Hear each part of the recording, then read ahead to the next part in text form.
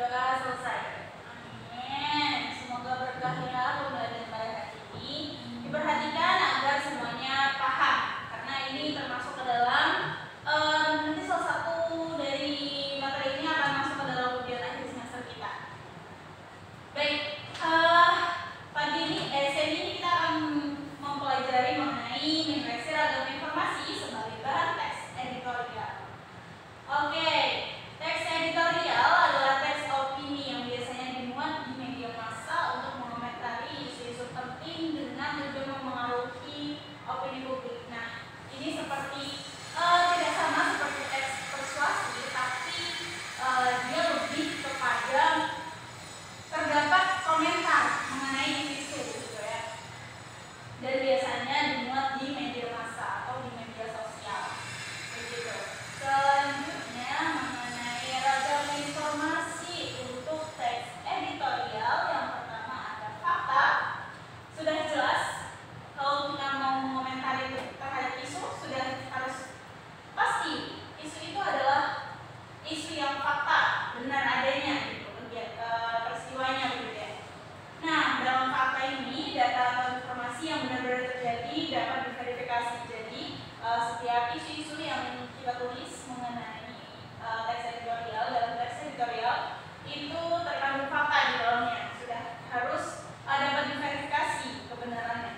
Lalu yang selanjutnya opini ahli, pendapat yang diberikan oleh seseorang yang memiliki kompetensi di bidangnya. Nah, ini biasanya terdapat opini ahli juga atau opini pribadi yang terdapat dalam teks editorial. Selanjutnya analisis data, informasi yang diolah untuk menggambarkan tren atau pola dari suatu fenomena. Selanjutnya kutukan atau refleksi, pernyataan yang diambil dari sumber terpercaya seperti jurnal, artikel, atau buku. Nah, di sini biasanya dalam analisis data itu perlu untuk mengolah data dulu sehingga dapat diambil kutipannya atau simpulannya gitu. Selanjutnya pernyataan yang diambil dari sumber terpercaya seperti jurnal, artikel, atau buku. Nah, karena isu-isu tadi akan kita terbitkan dalam media massa, tentu saja tidak jauh dari sumber-sumber seperti jurnal, artikel, atau buku gitu. Nah, ini dia langkah menyeleksi informasi. Yang pertama, menentukan topik utama. Nah, dalam hal ini kita harus memilih isu yang relevan, aktual, dan penting bagi masyarakat. Tidak mungkin dong kita membuat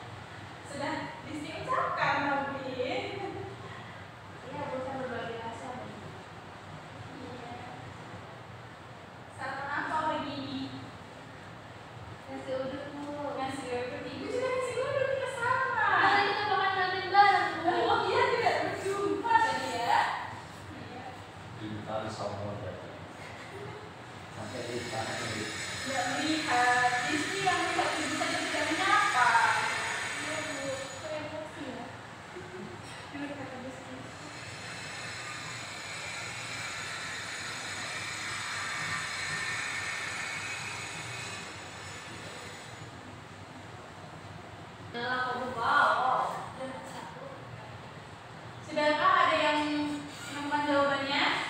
Sudah, Bu. Baik, bisa dijawab? Bentar, Bu. Dia saya akan menjawabnya, Bu. Baik.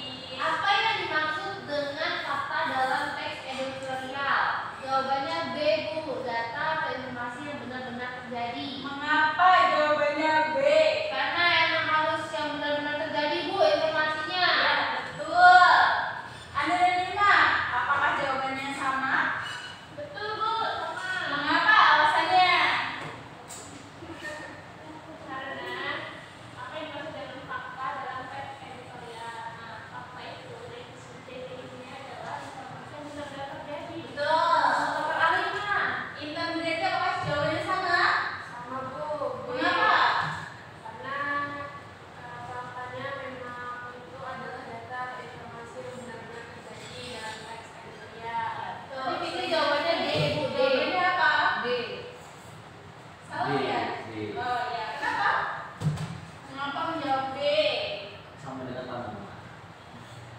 Selanjutnya adalah kegiatan kelompok. Sama, soalnya pilihan ganda, pilihan ganda.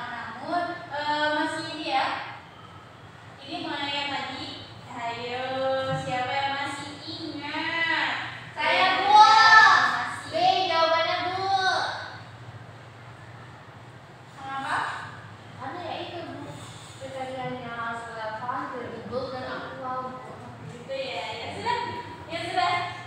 Benar jawabannya. Kriteria informasi yang lain digunakan dalam teks editorial adalah yang relevan, kredibel, dan aktual. Seperti kriteria tadi. Ya, betul. Jawabannya Hadisti. Kita berikan tepuk tangan dulu kepada Hadisti.